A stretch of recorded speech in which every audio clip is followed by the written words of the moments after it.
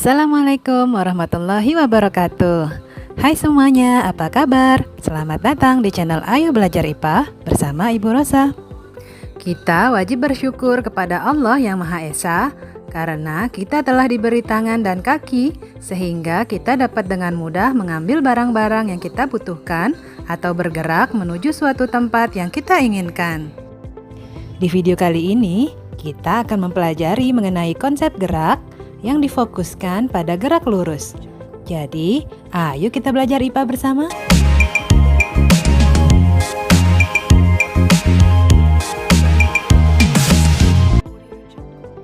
Tahukah kamu bagaimana suatu benda dikatakan bergerak?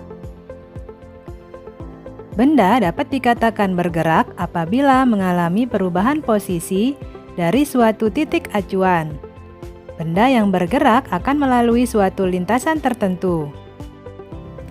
Lintasan dapat berupa lintasan yang lurus, melingkar atau parabola, ataupun tidak beraturan. Namun, pada bagian ini kita akan mempelajari bagaimana gerak benda pada lintasan yang lurus atau dikenal dengan gerak lurus. Sebelum kamu mempelajari gerak lurus, kamu harus dapat memahami istilah-istilah berikut ini dan membedakan maknanya, yaitu 1. Besaran vektor dan besaran skalar, 2. Jarak dan perpindahan, 3. Kelajuan dan kecepatan.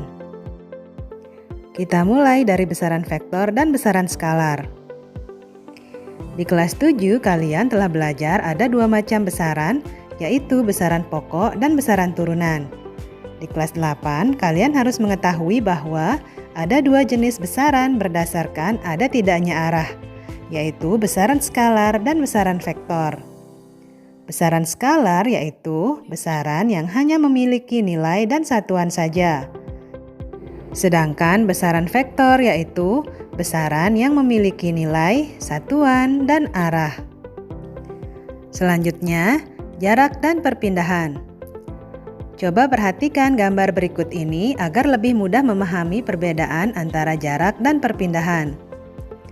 Jarak adalah keseluruhan panjang lintasan yang ditempuh oleh benda yang sedang bergerak. Karena tidak memiliki arah, maka jarak termasuk besaran skalar. Sedangkan perpindahan adalah perubahan kedudukan suatu benda yang diukur dari titik awal ke titik akhir yang dicapai oleh benda tersebut dengan memperhatikan arahnya. Nah, karena arahnya diperhatikan, berarti perpindahan termasuk dalam besaran vektor. Contohnya, setiap hari kamu berangkat dari rumah ke sekolah, kemudian kembali lagi ke rumah. Misalnya, jika diukur jarak dari rumah ke sekolah 2 km, maka jarak tempuh yang kamu lakukan setiap hari dari rumah ke sekolah dan kembali lagi ke rumah adalah 4 km. Namun, perpindahan yang kamu lakukan bernilai 0 km. Mengapa 0? Karena titik awal dan akhirmu sama. Itulah yang membuat nilainya 0.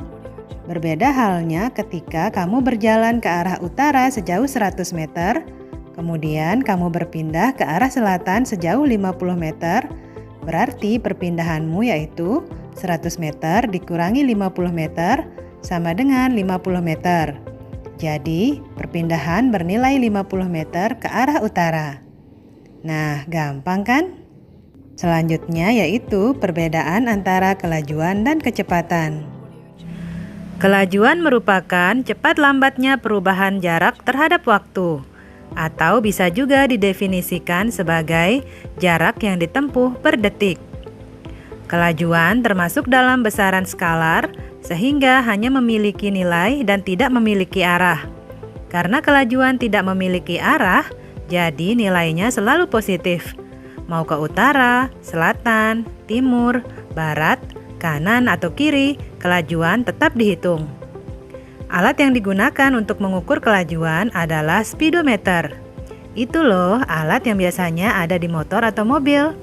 Jadi, kamu bisa tahu berapa sih kelajuan kamu saat menggunakan kendaraan. Lalu, bagaimana ya rumus menghitung kelajuan?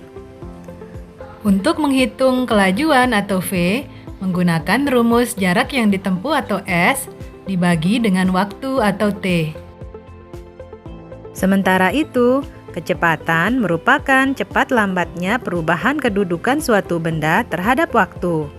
Kecepatan masuk ke dalam besaran vektor sehingga memiliki arah. Alat yang digunakan untuk mengukur kecepatan ialah velocitometer. Velocitometer merupakan speedometer jenis linear. Artinya, speedometer ini memiliki pembacaan angka negatif. Contohnya begini, ada sebuah mobil bergerak maju, anggaplah bergerak ke arah timur dengan kecepatan 50 km per jam. Maka velocitometer akan menunjukkan angka plus 50. Lalu mobil tersebut mundur atau bergerak ke arah barat dengan kecepatan yang sama. Maka akan ditunjukkan angka minus 50. Selain menggunakan velocitometer, pada beberapa mobil tertentu, biasanya dilengkapi oleh alat yang disebut dengan GPS atau Global Positioning System untuk menginformasikan posisi, kecepatan, arah, dan waktu secara akurat. Rumus untuk menghitung kecepatan atau V yaitu perpindahan atau delta S dibagi dengan waktu selama perpindahan atau delta T. Ya, sekarang kita kembali lagi ke gerak lurus. Gerak lurus terbagi menjadi dua, yaitu gerak lurus beraturan atau GLB dan gerak lurus berubah beraturan atau GLBB. Gerak lurus beraturan atau GLB adalah gerak benda pada lintasan lurus dengan kecepatan yang konstan atau tetap dari waktu ke waktu. Contohnya, kereta yang bergerak di rel yang lurus dan datar, serta mobil di jalan tol yang lurus yang dijalankan dengan kecepatan tetap. Rumusnya, S sama dengan V dikali T. Dari rumus tersebut, kita ketahui bahwa faktor yang mempengaruhi GLB hanya kecepatan dan waktu. Karena kecepatannya tetap, sehingga kita dapat membuat grafik hubungan antara jarak terhadap waktu seperti berikut. Grafik jarak terhadap waktu akan menjadi garis diagonal. Hal ini disebabkan karena pada GLB tidak ada perubahan kecepatan pada benda. Sementara itu, GLBB atau gerak lurus berubah beraturan adalah gerak suatu benda pada lintasan lurus yang mempunyai percepatan tetap. Artinya, kecepatan gerakan si benda ini berubah. Bisa bertambah cepat atau bertambah lambat, tapi secara teratur. Contohnya pada gambar berikut ini. Gambar tersebut menunjukkan mobil yang sedang bergerak menjauhi lampu lalu lintas akan dipercepat, sedangkan saat mendekati lampu lalu lintas akan diperlambat. Percepatan atau perlambatan mobil tersebut dengan mudah dapat diamati dari adanya perubahan besar kelajuan mobil yang ditunjukkan oleh jarum speedometer atau angka yang muncul pada GPS. Rumus GLBB yaitu sebagai berikut. Pada rumus ini ada variabel A yang berarti percepatan. Pada GLBB, karena kecepatan bendanya berubah, maka ada percepatan di sana.